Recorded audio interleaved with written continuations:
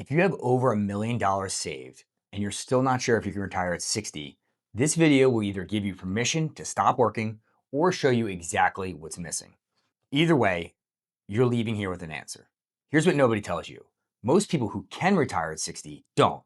Not because they're broke, because they're confused. They've got the money, but they don't have the math.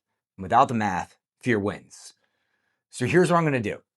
I'm going to give you 5 questions. Answer all 5 questions honestly, and by the end of this video, you'll know with actual clarity whether 60 is your number or you're just telling yourself it is. No fluff, no it depends. Let's go. Most people start in the wrong place. They open their 401k app, see a number, let's say it's 1.8 million, and ask, is that enough? But that's not the right question. That number on its own means nothing. $1 million looks very different if you're 60 and healthy versus 72 and spending $12,000 a month on healthcare. The real question is, can my assets generate the income I need for as long as I might live without running out? That breaks into 5 sub-questions, and here they are. Quick note, before we get into these, if at any point while watching this you realize you actually want someone to run these numbers for you, the link in the description will get you on my calendar. We do this every day with executives and professionals who are right where you are. All right, let's get back to it. Question number 1, what will I actually spend in retirement? This is where most plans fall apart, not because people miscalculate their investments, but because they underestimate their spending.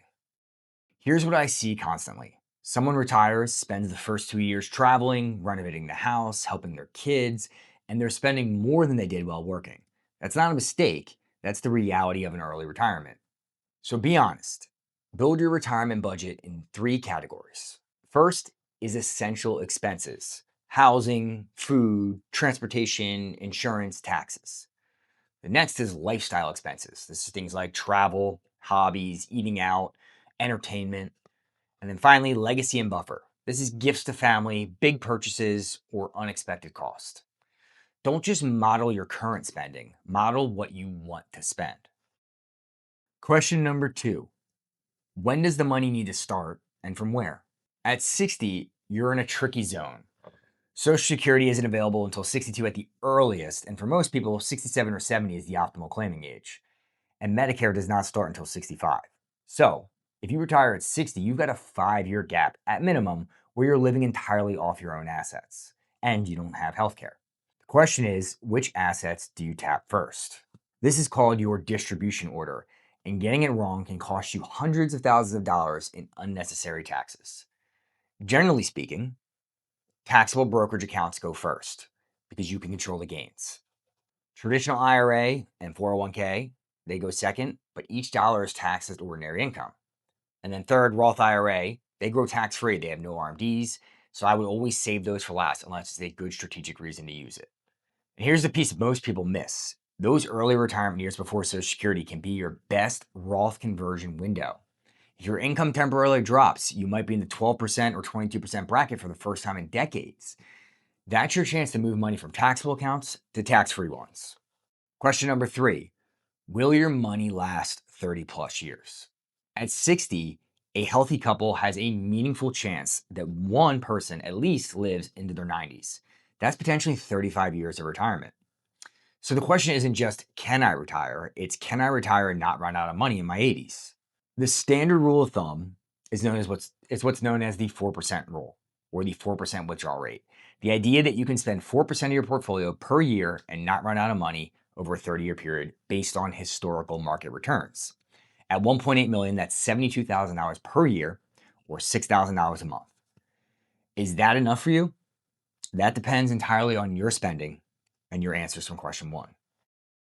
But here's the critical nuance. The 4% rule was designed for a 30-year retirement starting at 65. If you're retiring at 60, you may need to plan for 35 or even 40 years. Some advisors would suggest a more conservative 3.3 to 3.5% withdrawal rate for early retirees. At 1.8 million, that's a 3.5% rate, gives you $63,000 per year before Social Security, and then more flexibility once you claim. Question number 4, what does healthcare cost you between 60 and 65? This might be the single biggest wildcard in early retirement planning. If you lose your employer-sponsored health insurance at 60, you need a plan. Your options are Cobra, which is expensive, typically 100 to 102% of the full premium. The Marketplace or the Affordable Care Act plans, they can be surprisingly affordable if you manage your income strategically. A spouse's employer plan, if your spouse is still working, this is gold. Here's what most people don't realize about the Affordable Care Act plans. Your subsidy eligibility is based on income, not assets. If you manage your distributions carefully in those early retirement years, drawing from Roth accounts, keeping taxable income below certain thresholds, you can qualify for significant subsidies that dramatically reduce your healthcare cost. This is a planning opportunity. Don't leave it to chance. Question number 5. Have you stress tested your plan? Every retirement plan looks great in a straight line projection. The question is, what happens when the market drops 30% in year 2 of your retirement? That's called sequence of returns risk. And it's the reason early retirees fail even when their average returns look fine. If you retire at 60 and your portfolio drops, say, 25% in the first 2 years, and you're still withdrawing, you've permanently impaired your portfolio in a way that a 10-year recovery may not even fix it. A good stress test asks, what happens if I retire in a down market? What if inflation runs at 4% instead of 2.5%? What if I lived in 95 instead of 85? What if I need long-term care? If your plan holds up under those scenarios, you're in a strong position. If it doesn't, you're not necessarily stuck, but you might just need to adjust your spending, delay a year or two, or add some kind of a layer of income. Let me give you a simple back of the napkin type of test. Step 1, estimate your annual retirement spending. Let's say for this example, it's $90,000 a year. Step number 2, subtract what your guaranteed income is that you'll have in retirement. So security, pension, rental income. Let's say at full retirement age, you have a $30,000 a year from Social Security. Step number 3, that leaves a $60,000 gap that you need your portfolio to cover.